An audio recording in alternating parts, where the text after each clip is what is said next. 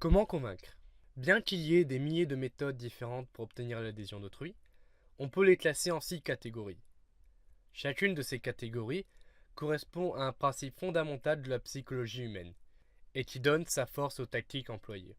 Ces principes sont les suivants: cohérence, réciprocité, preuve sociale, autorité, sympathie et rareté.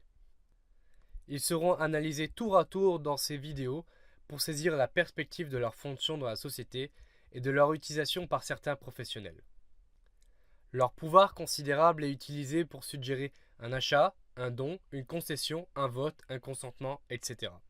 Chaque principe possède une capacité particulière à provoquer un consentement automatique, c'est-à-dire à amener les gens à dire oui, sans réfléchir préalablement. Évidemment, obtenir ce type d'adhésion est primordial pour les entreprises, les associations et les personnalités politiques. Ces 6 principes sont issus du livre paru en 1984, Influence et manipulation de Robert Cialdini. L'auteur est un psychologue social américain, spécialiste dans l'étude de la persuasion et de la négociation. Les comportements automatiques stéréotypés sont très fréquents car ils sont souvent les plus efficaces et parfois les seuls possibles. Nous vivons tous dans un environnement rempli de stimuli extrêmement différents, sans doute plus complexes et plus changeants qu'il n'a jamais été.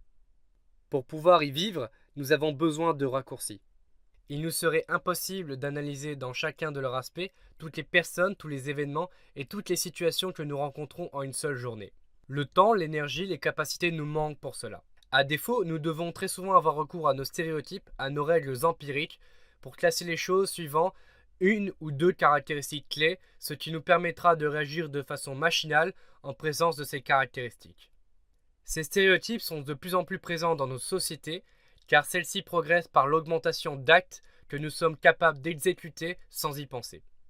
Parfois, le comportement déclenché n'est pas approprié, car les stéréotypes et les déclencheurs les plus adaptés peuvent échouer. Mais nous acceptons cette imperfection, nous n'avons pas le choix.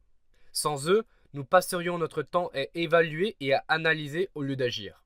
Avec le rythme frénétique de nos vies modernes et la surabondance de l'information, cette forme de consentement non réfléchi joue un rôle de plus en plus important. Il est donc plus que jamais indispensable pour nos sociétés de comprendre le pourquoi et le comment de l'influence conditionnée.